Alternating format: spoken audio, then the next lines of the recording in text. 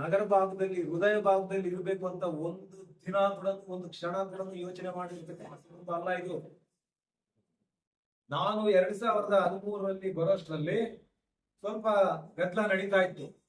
ಅಂಬೇಡ್ಕರ್ ಭವನ ನಮ್ಗೆ ಇಲ್ಲಿ ಬೇಕು ಅಂತ ಇವರು ಊರಿಂದ ಹೊರಗೆ 30-40 ಸೈಟ್ 4 ಸೈಟ್ಗಳೆಲ್ಲ ಕೊಟ್ಟು ಆಶ್ರಯ ಬಡಾವಣೆ ಅಂತ ಹೇಳಿ ಅಲ್ಲ ಹಾಕಿದ್ರು. DSS ಸಂಘಟನೆಯವರು ಎಲ್ಲರೂ ಕೂಡ ಅಂಬೇಡ್ಕರ್ ಅವರ ಅನುಯಾಯಿಗಳು, ನಾವು ಅಂಬೇಡ್ಕರ್ ಅವರ ಭವನ ಹೃದಯ ಭಾಗದಲ್ಲಿ ಇರಬೇಕು ಅಂತ ಹೇಳಿ ಗಲಾಟೆಗಳು ನಡೀತಾ ಇತ್ತು. ಅನಂತರ ಇವರು ಗಲಾಟೆಗಳೆಲ್ಲ ನೋಡಿ ಇವ್ರು ಏನ್ ಮಾಡಿದ್ರು, ಒಂದೊಂದು ಸಮುದಾಯದ ಪ್ರಮುಖರನ್ನ ಕರೆದು ಒಂದೊಂದು ಪತ್ರ ತಗೊಳ್ಳೋದು. ಮಹರ್ಷಿ ವಾಲ್ಮೀಕಿ ಭವನ ಬೇಕು ಅಂತ ನೀವೊಂದು ಪತ್ರ ಕೊಡಿ, ಒಕ್ಕಲಿಗರ ಭವನ ಬೇಕು ನೀವೊಂದು ಪತ್ರ ಕೊಡಿ, ಕನಕ ಭವನ ಬೇಕು ಅಂತ ಕುರುಬರು ಅವ್ರತ್ರ ಒಂದು ಮುಸಲ್ಮಾನರನ್ನು ಕರೆದು ಟಿಪ್ಪು ಭವನ ಬೇಕು, ಈ ರೀತಿ ಮಾಡಿ ಪತ್ರಗಳನ್ನೆಲ್ಲ ಕಲೆ ಹಾಕಿ ಆಮೇಲೆ ಇಟ್ರು. ನೋಡಪ್ಪ, ಇಷ್ಟು ಸಮುದಾಯಗಳು ಹೇಳ್ತಾ ಇದ್ದಾರೆ, ಇದು ಮಾಡಕ್ ಬರೋದಿಲ್ಲ ಅಂದೆ. ನಾನು ನಮ್ಮ ಕ್ಷೇತ್ರದ ಜನ ನನಗೆ ಆಶೀರ್ವಾದ ಮಾಡಿ 2013 ನನಗೆ ಆಶೀರ್ವಾದ ಮಾಡಿದ ನಂತರ ನಾನು ಅಂಬೇಡ್ಕರ್ ಅವರ ಒಂದು ತತ್ವ ಸಿದ್ಧಾಂತಗಳನ್ನ ಅಳವಡಿಸ್ಕೊಂಡು ಬಂದಿರತಕ್ಕಂಥವನು. ಅಂಬೇಡ್ಕರ್ ಅಂದ್ರೆ ಅಂಬೇಡ್ಕರ್ ಭವನ ಹೃದಯ ಭಾಗದಲ್ಲಿ ಇರ್ಬೇಕು ಅಂತ ಹೇಳಿ ನಾನು ಅವತ್ತು 2015 ಅಂಬೇಡ್ಕರ್ ಜಯಂತಿ ದಿವಸ ಶಂಕುಸ್ಥಾಪನೆಯನ್ನ ಮಾಡಿದ್ವಿ. ಬೇರೆ ಬೇರೆ ಅನುದಾನಗಳಿಂದ 3 ಕೋಟಿಯನ್ನ ತಗೊಂಡ್ವಿ. ನನ್ನ ಶಾಸಕರ ಅನುದಾನದಿಂದ 1 ಕೋಟಿಯನ್ನ ತಗೊಂಡ್ವಿ. 4 ಕೋಟಿಗಳ ಒಂದು ವೆಚ್ಚದಲ್ಲಿ ಅಂಬೇಡ್ಕರ್ ಭವನ ನಿರ್ಮಾಣ ಆಯ್ತು. ಅನಂತರ ಕೋವಿಡ್ ಬಂತು, ಆಮೇಲೆ ಬೇರೆ ಬೇರೆ ಸಮಸ್ಯೆಗಳಾಯ್ತು. ನಾವು ತೆನಾಲಿಯಲ್ಲಿ ನನ್ನ ವೈಯಕ್ತಿಕ ಹಣದಿಂದ ನಾನು 5 ಲಕ್ಷ ರೂಪಾಯಿ ಅಡ್ವಾನ್ಸ್ ಕೊಟ್ಟು 10 ಲಕ್ಷ ರೂಪಾಯಿ ವೆಚ್ಚದಲ್ಲಿ ಅಂಬೇಡ್ಕರ್ ಪುತ್ಥಳಿಯನ್ನ ತೆನಾಲಿಯಲ್ಲಿ ನಮ್ಮ ಮುಖಂಡರನ್ನ ಕಳಿಸಿ ಒಂದು ಆರ್ಡರ್ ಮಾಡಿದ್ವಿ. ಅದು ಬರೋಷ್ಟರಲ್ಲಿ ಲೇಟ್ ಆಯ್ತು ಮತ್ತು ಎಲೆಕ್ಷನ್ ಬಂದ್ಬಿಡ್ತು. ಎಲೆಕ್ಷನ್ ಬಂದಂತ ಸಂದರ್ಭದಲ್ಲಿ ನಾವು ಸೋತ್ವಿ, ಅದಾಗ್ಲಿಲ್ಲ. ಆಮೇಲೆ ಈಗ ಅವರು ನವೀಕರಣ ಮಾಡಿದ್ದಾರೆ. ನಾನು 20 ಕೋಟಿ ಖರ್ಚು ಮಾಡಿದ್ದೀನಿ ಅಂತ ಹೇಳ್ತಾರೆ, ಸಂತೋಷ. ನವೀಕರಣ ಮಾಡಿ ಒಬ್ಬ ಇದ್ರಲ್ಲೂ ಕೂಡ ಜಿಲ್ಲಾಧಿಕಾರಿಗಳ ಜವಾಬ್ದಾರಿ ಇರಬೇಕಾಗಿತ್ತು, ಆ ಶಾಸಕರ ಜವಾಬ್ದಾರಿ ಇರಬೇಕಾಗಿತ್ತು. ಶಂಕುಸ್ಥಾಪನೆ ಮಾಡಿದಂತ ಸಂದರ್ಭದಲ್ಲಿ ನನ್ನ ಅಧ್ಯಕ್ಷತೆಯಲ್ಲಿ KH ಮುನಿಯಪ್ಪನವರು ಸಂಸದರಾಗಿದ್ರು. ಶಂಕುಸ್ಥಾಪನೆ ಕಲ್ಲು ನಿನ್ನೆ ಹಾಕ್ಲಿಲ್ಲ. ಬಂದಂತ ಮಿನಿಸ್ಟರ್ಗಳು, ಬಂದಂತ ಜನ ನೋಡ್ತಾರೆ, ಇದು ಯಾವ ಕಲ್ಲು, ಇದೇ ಇವ್ರ ಕೊಡುಗೆ ಏನು ಅಂತ ಗೊತ್ತಾಗ್ಬಿಡುತ್ತೆ ಅಂತ ಹೇಳಿ ಶಾಸಕರು, ಜಿಲ್ಲಾಧಿಕಾರಿಗಳು ನೋಡಪ್ಪ ಏನ್ ಮಾಡ್ತಿರೋ ನನ್ಗೆ ಗೊತ್ತಿಲ್ಲ, ಒಂದು 2 ದಿನ ಇದನ್ನೆಲ್ಲಾದ್ರೂ ಮುಚ್ಚಿಟ್ಬಿಡ್ರಿ, ಒಂದು 2 ದಿನ ಇದನ್ನೆಲ್ಲಾದ್ರೂ ಮುಚ್ಚಿಟ್ಬಿಡ್ರಿ ಅಂತ ಹೇಳಿ ಮುಚ್ಚಿಟ್ಟು ನಿನ್ನೆ ಕಾರ್ಯಕ್ರಮವನ್ನ ಮಾಡಿದ್ದಾರೆ. ನನಗೆ ಸಮಾಜ ಕಲ್ಯಾಣ ಇಲಾಖೆ ಅಧಿಕಾರಿಗಳು ಹೇಳಿದರು ಕಳ್ತನ ಆಗ್ಬಿಟ್ಟಿದೆ ಅಂತ ಹೇಳಿ. ಆದ್ರೆ ಸರ್ಕಾರದ ಒಂದು ಶಂಕುಸ್ಥಾಪನೆ ಮಾಡಿರ್ತಕ್ಕಂಥ ಕಲ್ಲು ಕಳ್ತನ ಆಗಿದೆ ಅಂತ ಹೇಳಿದ್ರೆ ಅದೇನು ಬೀದಿಯಲ್ಲಿತ್ತ? ಶಂಕುಸ್ಥಾಪನೆ ಕಲ್ಲು ಬೀದಿಯಲ್ಲಿತ್ತ? ಅದ್ರ ಜಿಲ್ಲಾಧಿಕಾರಿಗಳಿಗೆ ಅಂದ್ರೆ ಈಗಾಗಲೇ ನಾನು ಹೇಳಿದ್ದೀನಿ ಇವ್ರ ನಡೆ ಯಾವ ರೀತಿ ನಡೀತಾ ಇದೆ ಅಂತ. ಇವರು ನಡೆ ನೋಡಿದ್ರೆ ಬಹುಶಃ ನನಗೆ ಅನ್ಸುತ್ತೆ ಇವರು ಜಿಲ್ಲಾಧಿಕಾರಿಗಳು ಮುಂದುವರಿಲಿಕ್ಕೆ ಇವರು ಲಾಯಕ್ಕಿಲ್ಲ. ಜಿಲ್ಲಾಧಿಕಾರಿಗಳ ನನಗೆ ಮಾಧ್ಯಮ ಸ್ನೇಹಿತರು ಕೇಳಿದ್ರು, ಸಾರ್ ನೀವು ಕೇಳಬೇಕಾಗಿತ್ತು. ನಾನು ಯಾಕೆ ಕೇಳಬೇಕು ಜಿಲ್ಲಾಧಿಕಾರಿಗಳಿಗೆ? ಜಿಲ್ಲಾಧಿಕಾರಿಗಳ ಜವಾಬ್ದಾರಿ ಇರ್ಬೇಕಾಗಿತ್ತು. ಒಂದು ಕಟ್ಟಡ ಉದ್ಘಾಟನೆ ಆಗ್ತಾ ಇದೆ ಅಂದ್ರೆ ಈ ಶಂಕುಸ್ಥಾಪನೆ ಆಗಿದ್ದು ಯಾವಾಗ? ಇದ್ರ ಶಂಕುಸ್ಥಾಪನೆ ಕಲ್ಲು ಏನಾಗಿದೆ ಇರ್ಬೇಕಾಗಿತ್ತು. ಅಂದ್ರೆ ನಿರ್ಲಕ್ಷ್ಯತನ, ಬೇಜವಾಬ್ದಾರಿತನ. ಇವತ್ತು ಒಂಥರ ಗುಲಾಮ್ಗಿರಿ ತರ ಕೆಲಸ ಮಾಡ್ತಾ ಇದ್ದಾರೆ ಜಿಲ್ಲಾಧಿಕಾರಿಗಳು. ಗುಲಾಮರು ಅಂದ್ರೆ ತಪ್ಪಾಗೋದಿಲ್ಲ. ಗುಲಾಮ್ಗಿರಿ ತರ ಮಾಡ್ತಾ ಇದ್ದಾರೆ ಇವ್ರು. ಅವ್ರು ಹೇಳಿದ್ದನ್ನು ಮಾಡ್ತಾ ಇದ್ದಾರೆ. ಇವ್ರಿಬ್ರು ಸೇರಿ ಕಲ್ಲು ಮುಚ್ಚಿ ಹಾಕ್ಬೋದು, ಆದ್ರೆ ಆ ಭವನ ಅಲ್ಲಿ ಬರ್ಬೇಕಂದ್ರೆ ಯಾರ್ ಕಾರಣ ಅನ್ನುವಂಥದ್ದು ಇಡೀ ಕ್ಷೇತ್ರದ ಪ್ರತಿಯೊಂದು ಮೂಲೆಯಲ್ಲಿ ಪ್ರತಿಯೊಬ್ಬರಿಗೂ ಕೂಡ ನಾಗರಿಕರಿಗೂ ಕೂಡ ಗೊತ್ತಿದೆ. ನೀವು ಕಲ್ಲು ಮುಚ್ಚಿಡ್ಬೋದು, ನನಗೇನ್ ತೊಂದರೆ ಇಲ್ಲ. ನೀವು ಕಲ್ಲು ಮುಚ್ಚಿಡ್ಬೋದು, ಹಾಕದೇ ಇರ್ಬೋದು. ಆದ್ರೆ ಚಿಂತಾಮಣಿ ವಿಧಾನಸಭಾ ಕ್ಷೇತ್ರದಲ್ಲಿ ಪ್ರತಿಯೊಬ್ಬರಿಗೂ ಕೂಡ ಅಂಬೇಡ್ಕರ್ ಭವನ ಇಲ್ಲಿ ಸ್ಥಾಪನೆ ಆಗ್ಬೇಕು ಅಂದ್ರೆ ಯಾರ ಕಾರಣ ಅನ್ನುವಂಥದ್ದು ಗೊತ್ತಿದೆ. ಹಾಗಾಗಿ ಈ ಜಿಲ್ಲಾಧಿಕಾರಿಗಳ ಪಾತ್ರ ಅದರಲ್ಲೂ ಕೂಡ ಇದೆ. ನಾವು ಆವತ್ತಿನ ಸಂದರ್ಭದಲ್ಲಿ ಜಾಗ ಮಂಜೂರು ಮಾಡಿಸಿದ್ದೀವಿ, ಭವನ ಮಾಡಿದ್ದೀವಿ. ಇವತ್ತು ನೀವು ನವೀಕರಣ ಮಾಡಿದ್ದೀರಿ, ಉದ್ಘಾಟನೆ ಮಾಡಿದ್ದೀರಿ, ಸಂತೋಷ. ನಮ್ಮ ಕ್ಷೇತ್ರದ ಜನರಿಗೆ ನನ್ನ ಹೃದಯದಲ್ಲಿ ಏನಿತ್ತು, ಹೃದಯ ಭಾಗದಲ್ಲಿ ಇರಬೇಕು ಅಂತ ನನ್ನ ಆಸೆ ಕೂಡ ನೆರವೇರಿದೆ, ನನ್ಗೆ ಸಂತೋಷ ಆಗಿದೆ, ನಮ್ಗೇನು ಬೇಸರ ಇಲ್ಲ. ನೀವೆಷ್ಟು ಅನುದಾನ ತಂದಿದ್ದೀರಿ? 45 ದಿನಗಳಾದ್ರೂ ಕೂಡ ಅವರ ಬೋರ್ಡ್ ನೇತಾಡ್ತಾ ಇತ್ತಲ್ಲ, ಅದು ಕೇಳಿದ ಅವರು, ಸರ್ ನಾನೇನು ಜಿಲ್ಲಾಧಿಕಾರಿಗಳಾಗಿ ನಾನೊಬ್ಬ DC ಆಗಿ ಪ್ರತಿಯೊಂದು ಆಫೀಸ್ ಕೂಡ ಹೋಗಿ ನಾನು ನೋಡಕ್ಕಾಗುತ್ತಾ ಅಂತ ಕೇಳಿದ್ರು.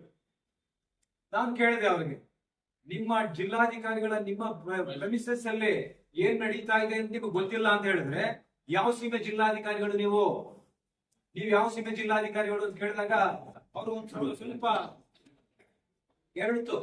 ಹೇಳಿ ಅವ್ರು ಏನ್ ಹೇಳಿದ್ರು, ಸರ್ ಅರ್ಧ ಗಂಟೆಯಲ್ಲಿ ಕಿತ್ತಾಕ್ತೀರಿ ಸರ್ ಅಂತ. ನೀವು ಕಿತ್ತಾಕಿದ್ರೆ ನಾನು ಯಾಕೆ ಹೇಳ್ತಾ ಇದ್ದೆ ನಿಮ್ಗೆ? ಅರ್ಧ ಗಂಟೆ ಮತ್ತೆ ಯಾರೋ ನೋಡಿದ್ರು, ಅರ್ಧ ಗಂಟೆಯಲ್ಲಿ ಬೋರ್ಡ್ ತೆಗೆದ್ರು. ನನಗೆ ಇನ್ನೂ ಒಂದು ಆಶ್ಚರ್ಯ ಏನು ಅಂತ ಹೇಳಿದ್ರೆ, ಈ ಜಿಲ್ಲಾಧಿಕಾರಿಗಳು ಈ ವರದಿಯನ್ನ ಪ್ರಾದೇಶಿಕ ಆಯುಕ್ತರಿಗೆ ಮತ್ತು ಕಂದಾಯ ಇಲಾಖೆಯ ಪ್ರಧಾನ ಕಾರ್ಯದರ್ಶಿಗಳಿಗೆ ಕಳಿಸ್ತಕ್ಕಂತ ಸಂದರ್ಭದಲ್ಲಿ ಉನ್ನತ ಶಿಕ್ಷಣ ಸಚಿವರು ಅಂತ ಹಾಕ್ತಾರೆ ಇದರಲ್ಲಿ ರಿಪೋರ್ಟ್ ಅಲ್ಲಿ. ಇವರು ಪದವಿಯನ್ನ ಕಳ್ಕೊಂಡು ಮೇ ಕೊನೆಯ ತಿಂಗಳಲ್ಲಿ ಪದವಿಯನ್ನ ಕಳ್ಕೊಂಡಿರ್ತಕ್ಕಂಥದ್ದು. ಮೇ ತಿಂಗಳಲ್ಲಿ ಪದವಿಯನ್ನ ಕಳ್ಕೊಂಡ್ರು ಕೂಡ ಇವರು ವರದಿಯನ್ನ ಕಳಿಸಿರ್ತಕ್ಕಂಥದ್ದು ಯಾವಾಗ?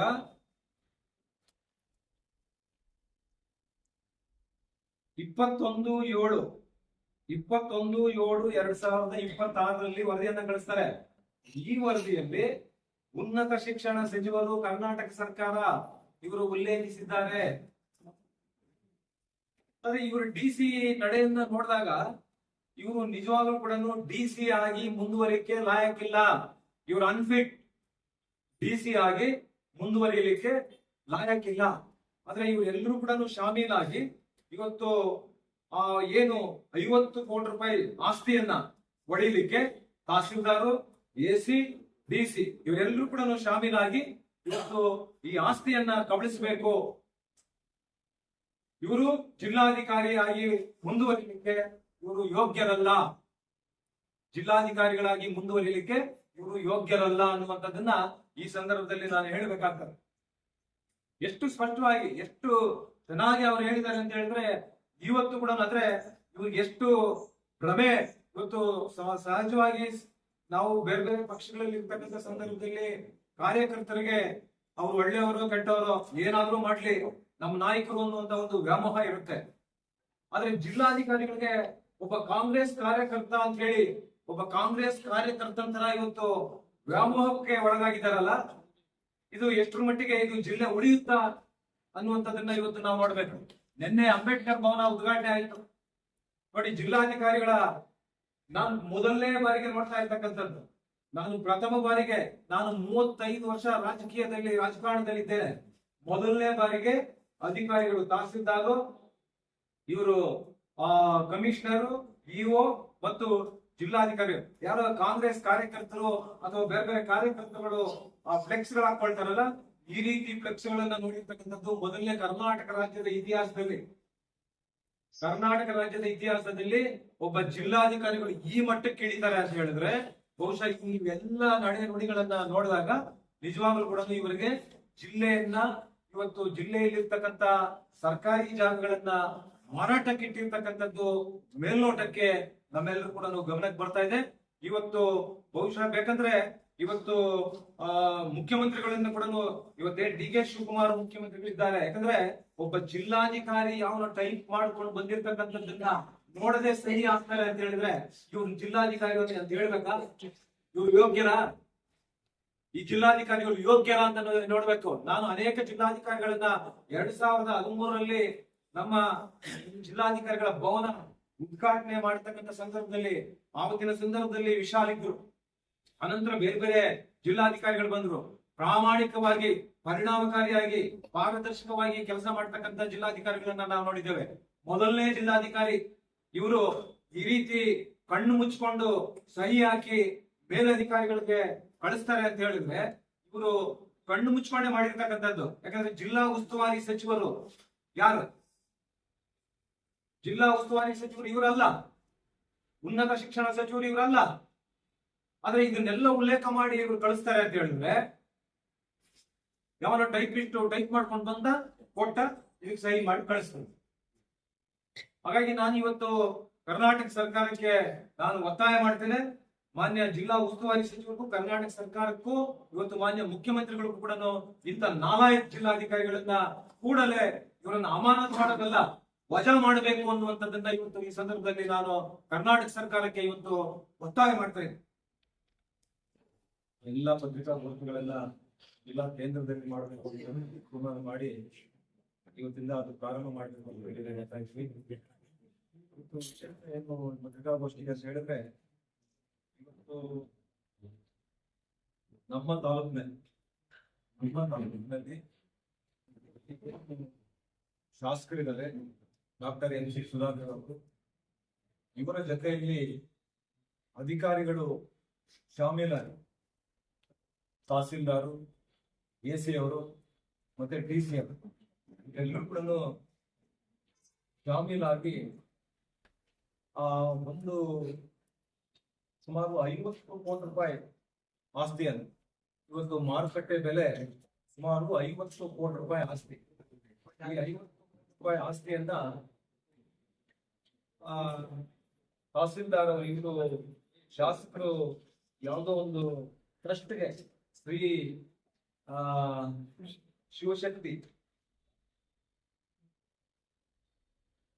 ಜೈ ಶಿವಶಕ್ತಿ ಹೆಲ್ತ್ ಮತ್ತು ಎಜುಕೇಶನ್ ಫೌಂಡೇಶನ್ ಬೆಂಗಳೂರು ಸಂಸ್ಥೆಗೆ ಒಂದು ಶಿಫಾರಸ್ ಮಾಡ್ತಾರೆ.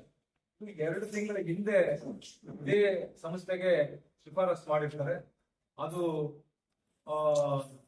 ನಗರಸಭೆ ವ್ಯಾಪ್ತಿಯಿಂದ 2 ಕಿಲೋಮೀಟರ್ ದೂರದಲ್ಲಿದೆ ಅಂತ ಹೇಳಿ ಈ ಶಿಫಾರಸ್ ಮಾಡಿರ್ತಾರೆ. ತಹಸೀಲ್ದಾರು, ಎಸಿ, ಡಿಸಿ ಇವರೆಲ್ಲ ಕೂಡ ಮೇಲಧಿಕಾರಿಗಳು, ಪ್ರಾದೇಶಿಕ ಆಯುಕ್ತರಿಗೆ, ಕಂದಾಯ ಇಲಾಖೆಯ ಪ್ರಧಾನ ಕಾರ್ಯದರ್ಶಿಗಳಿಗೆ, ಸರ್ಕಾರಕ್ಕೆ ಮಾಡಿರ್ತಾರೆ.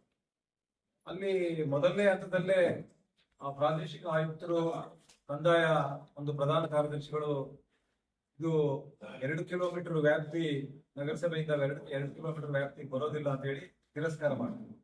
ಅದಾದ ನಂತರ ಸುಧಾಕರ್ ಅವರು ಒಂದು ಪತ್ರವನ್ನ ಕೊಡ್ತಾರೆ ಕಂದಾಯ ಸಚಿವರಿಗೆ. 3/7/2026 3/7/2026 ಒಂದು ಪತ್ರವನ್ನ ಕೊಡ್ತಾರೆ. ಆ ಪತ್ರವನ್ನ ಕೊಟ್ಟಾಗ ಮಾನ್ಯ ಕಂದಾಯ ಮಂತ್ರಿಗಳು ಡಿ ಪರಮೇಶ್ವರ್ ಅವರು ಡಿಸಿ ಅವರಿಗೆ ಇದು examine and send proposal to the government ಅಂತ ಹೇಳಿ ಇದ್ರ ಮೇಲೆ ಆ ಪತ್ರದ ಮೇಲೆ ಬರೆದು ಕಳಿಸ್ತಾರೆ. ಈ ಪ್ರಾಪರ್ಟಿ ಇವತ್ತು ಮಾರುಕಟ್ಟೆ ಬೆಲೆ ಸುಮಾರು 50 ಕೋಟಿ ರೂಪಾಯಿ. ಇವು ಯಾವ ಈ ಸಂಸ್ಥೆಗೆ ಇದೊಂದು ಜೈ ಶಿವಶಕ್ತಿ ಹೆಲ್ತ್ ಅಂತ ಇವರು ಯಾರು ಟ್ರಸ್ಟ್ ಮಾಡ್ಕೊಂಡಿದ್ದಾರೆ, ಇದು ಲಾಭರಹಿತವಾಗಿ ಮಾಡಿರ್ತಕ್ಕಂಥ ಸಂಸ್ಥೆ ಇದು. ಹಾಗಾಗಿ ಇದಕ್ಕೆ ಮಾಡಬೇಕು ಅನ್ನೋದು ನಾನು ಇವತ್ತು ಇವರಿಗೆ ಕೇಳಲಿಕ್ಕೆ ಬಯಸ್ತೇನೆ.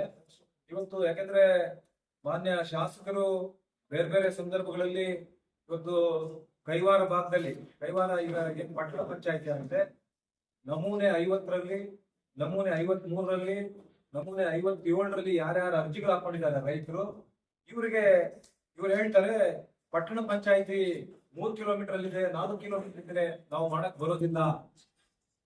ಆದ್ರೆ ಇಲ್ಲಿ ಇವ್ರು ಏನ್ ಮಾಡಿದ್ರೆ ಮೇಲಧಿಕಾರಿಗಳಿಗೆ ಸುಳ್ಳು ಮಾಹಿತಿಗಳನ್ನ, ಸುಳ್ಳು ವರದಿಗಳನ್ನ ಕೊಟ್ಟು ಇವತ್ತು ಈ ಒಂದು ನಗರಸಭೆ ವ್ಯಾಪ್ತಿಯಿಂದ ಹೊರಗಿದೆ, ನಗರಸಭೆ ವ್ಯಾಪ್ತಿಯಿಂದ ಹೊರಗಿದೆ. ಹಿಂದೆ ಹೇಳಿದ್ರು ನಗರಸಭೆ ವ್ಯಾಪ್ತಿಯಿಂದ ಹೊರಗೆ 2 ಕಿಲೋಮೀಟರ್ ಅಂತ ಹೇಳಿದ್ರು, ತಿರಸ್ಕಾರ ಆಯ್ತು.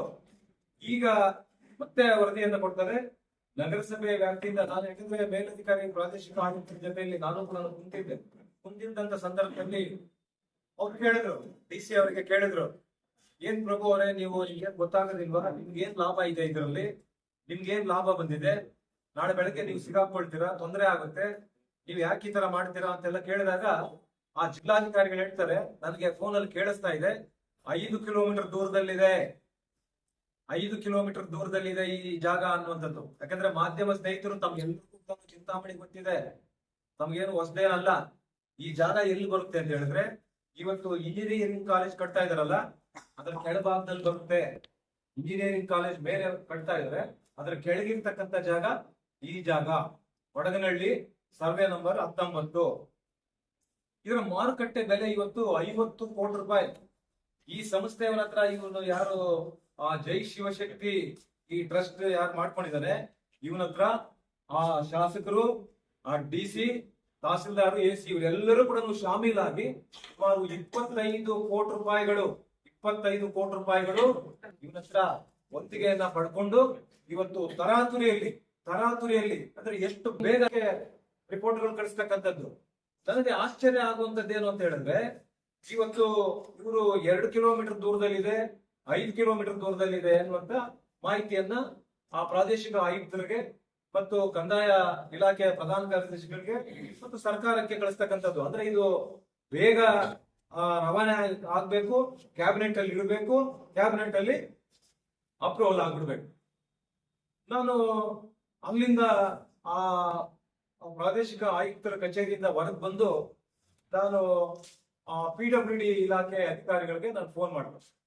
PWD ಇಲಾಖೆ ಅಧಿಕಾರಿಗಳಿಗೆ ನಾನು ಫೋನ್ ಮಾಡಿದಾಗ ಅವ್ರು ಕೇಳಿದ್ರು, ಏನ್ ಸರ್ ಅಂದ್ರು. ಸರ್, ನನಗೂ ಅರ್ಜೆಂಟ್ ಆಗಿ ಒಂದು ಇನ್ಫಾರ್ಮೇಶನ್ ಬೇಕಾಗಿದೆ, ನೀವು ದಯಮಾಡಿ ಇದು ಕೊಡಬೇಕು ಬೇಗ ಅಂತ. ಸರ್, ಒಂದ್ 2-3 ದಿವಸ ಆಗುತ್ತೆ ಕೊಡಿ ಅಂತ ಹೇಳಿದ್ರು. ನಾನು ಅಲ್ಲಿಂದ ಅವ್ರಿಗೆ ಏನ್ ಕೇಳಿದೆ, ನಗರಸಭೆ ವ್ಯಾಪ್ತಿ ಎಲ್ಲಿ ಪ್ರಾರಂಭ ಆಗುತ್ತೆ, ಆದ್ರೆ ಈ ಒಡಗನಹಳ್ಳಿ ಸರ್ವೆ ನಂಬರ್ 19 ಏನು ಆ ಜಾಗ ಇದೆ, ಈ ಸ್ಥಳಕ್ಕೆ ರಸ್ತೆಯ ಮೂಲಕ ಎಷ್ಟು ಕಿಲೋಮೀಟರ್ ಆಗುತ್ತೆ ಮತ್ತು ಏರ್ ಡಿಸ್ಟೆನ್ಸ್ ಎಷ್ಟು ಕಿಲೋಮೀಟರ್ ಆಗುತ್ತೆ ಅನ್ನುವಂಥದ್ದನ್ನ 2 ತರ ನಮಗೆ ಮಾಹಿತಿ ಬೇಕು ಅಂತ ಕೇಳಿ.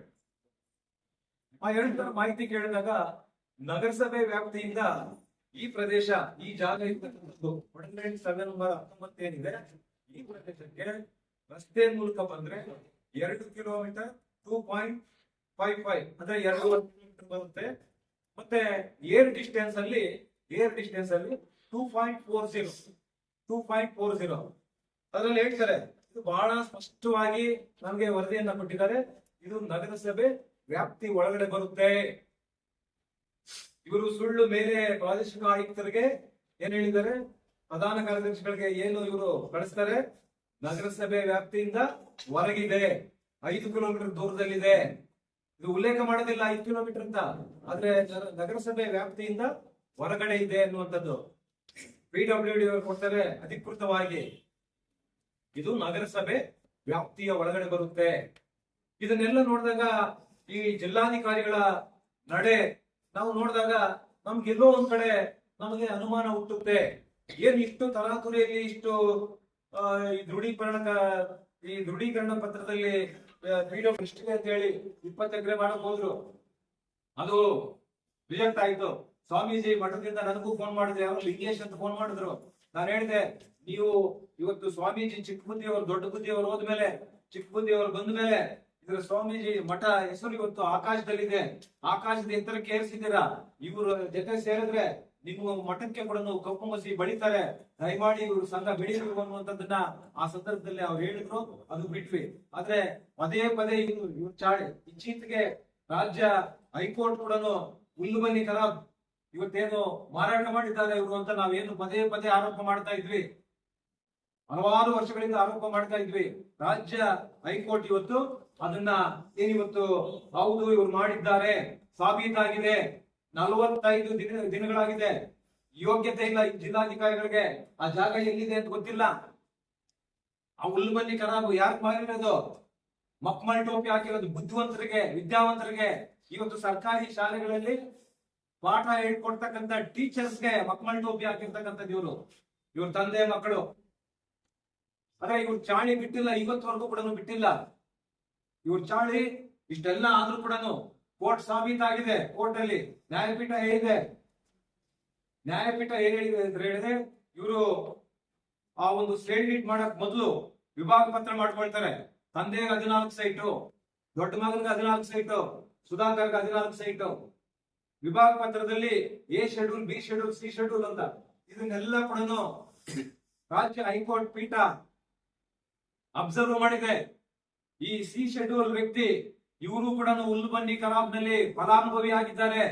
ಇವ್ರು ಯಾಕೆ ಹೊರಗಿದ್ದಾರೆ, ಯಾಕೆ ಬಿಟ್ಟಿದ್ದಾರೆ, ಇವರನ್ನು ಕೂಡ ಸೇರಿಸಬೇಕು ಅನ್ನುವಂತ ಒಂದು ಅಂಶವನ್ನ ಬೆಳಕಿಗೆ ತಂದಿದ್ದಾರೆ. ಅದೇ ಈ ಚವಳಿ ಇವತ್ತು ಕೂಡ ಬಿಟ್ಟಿಲ್ಲ. ಈ 50 ಕೋಟಿ ರೂಪಾಯಿ ಪ್ರಾಪರ್ಟಿಯನ್ನ ನಗರಸಭೆ ವ್ಯಾಪ್ತಿಗೆ ಬರ್ತಕ್ಕಂತ ವ್ಯಾಪ್ತಿ ಒಳಗಡೆ ಬರ್ತಕ್ಕಂತ ಬಹಳ ಸ್ಪಷ್ಟವಾಗಿ ಹೇಳಿದ್ದಾರೆ. ನಗರಸಭೆ ಸರಹದ್ದಿನ ವ್ಯಾಪ್ತಿಯಲ್ಲಿ ಇರ್ತಕ್ಕಂಥದ್ದು ಇವ್ರು ಹೇಳ್ತಕ್ಕಂಥದ್ದು, ಇವ್ರು ವರದಿ ಕೊಟ್ಟಿರ್ತಕ್ಕಂಥದ್ದು ನಗರಸಭೆ ಹೊರಗಿರ್ತಕ್ಕಂಥದ್ದು, ಸರಹದ್ದಿನ ಹೊರಗಿರ್ತಕ್ಕಂಥದ್ದು. ಆದ್ರೆ ಮೇಲಧಿಕಾರಿಗಳಿಗೆ ಈ ರೀತಿ ಸುಳ್ಳು ವರದಿಯನ್ನ ಕಳಿಸ್ತಕ್ಕಂತ ನಾಲಾಯಕ್ ಜಿಲ್ಲಾಧಿಕಾರಿನ ಕೂಡಲೇ ವಜಾ ಮಾಡಬೇಕು, ಅಮಾನತಲ್ಲ ವಜಾ ಮಾಡಬೇಕು. ಇಂಥ ನಾಲಾಯಕ್ ಜಿಲ್ಲಾಧಿಕಾರಿಗಳಿದ್ರೆ ಜಿಲ್ಲೆಯಲ್ಲಿ ಮುಂದಿನ ಪೀಳಿಗೆಗೆ ಒಂದು ಗುಂಟೆ ಜಾಗ ಸಿಕ್ಕೋದಿಲ್ಲ, ಮಾರಾಟ ಮಾಡಿಬಿಡ್ತಾರೆ ಇವರು. ಈ ರೀತಿ ಆಸಾಮಿಗಳು, ಯಾಕಂದ್ರೆ ಇವ್ರು ಲ್ಯಾಂಡ್ ಗ್ರಾಬರ್ಸ್. ಈಗಾಗಲೇ ನಾನು ಅನೇಕ ಸಾರಿ 1000 ಸಾರಿ ಹೇಳ್ತೀನಿ, ಇವ್ರು ಭೂಗಳ್ರು ಅಂತ. ಅವ್ರ ಚಾಳಿ ಅವ್ರು ಬಿಟ್ಟಿಲ್ಲ.